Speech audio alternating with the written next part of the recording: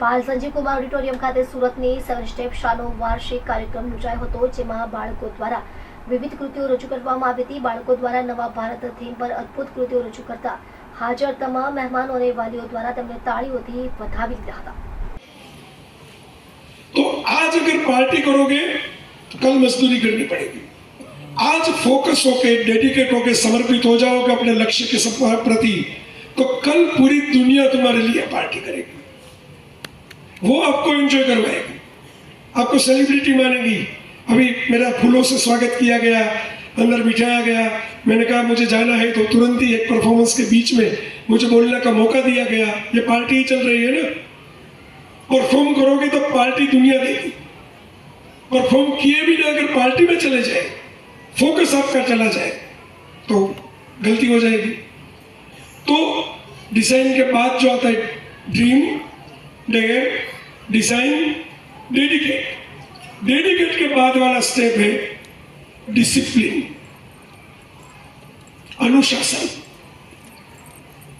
मैंने देखा है, अभी मकर संक्रांति आएगी, सूरत में तो बहुत सारे पतंग आकाश को छू जाएंगे।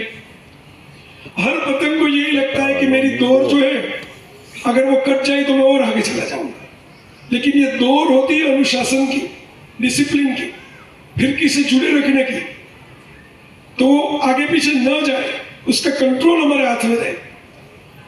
फिरकियां दिखाई नहीं देती, वो टीचर्स और पेरेंट्स होते हैं जो दिखाई नहीं देते। पतंग दिखाई देते हैं आसमानों में, वो हमारे स्टूडेंट्स होते हैं जो अपनी मंजिल तक पहुंच जाते हैं। लोग उनके लिए तालियां बजाते हैं, उनकी तस्वीरें निकालते हैं, लेकिन फिरकी में से मांझा आएगा तभी पतंग आसमान को छुएगा।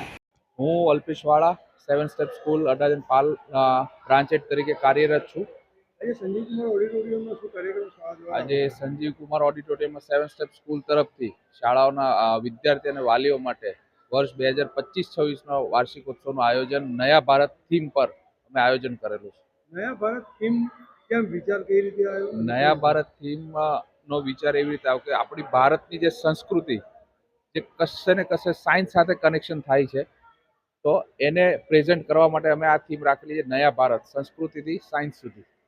વાત કરીએ સંસ્કૃતિથી સાયન્સ સુધી, અને મુખ્ય મહેમાન આજે કોણ આવ્યા? આજે અમારું સૌભાગ્ય હતું કે મુખ્ય મહેમાન તરીકે જય વસાવડા સાહેબ, જે ખૂબ જ સારા વક્તા છે, એમની સારી સ્પીચનું આયોજન કરેલું હતું, જે વાલીઓ અને વિદ્યાર્થીઓ તેમજ અમે શાળાના તમામ શિક્ષકો અને મેનેજમેન્ટ ટીમને પણ કશે ને કશે ઉપયોગી બની શકે તે હેતુથી જય વસાવડા સર હાજર હતા। કેટલા બાળકોએ ભાગ લીધો? અહીંયા અંદાજિત 500 બાળકોની કૃતિઓ જે અમે આયોજનબદ્ધ રીતે રજૂ કરવાના છીએ। અડધી થઈ ગઈ છે અને અડધી હજુ થવાની છે।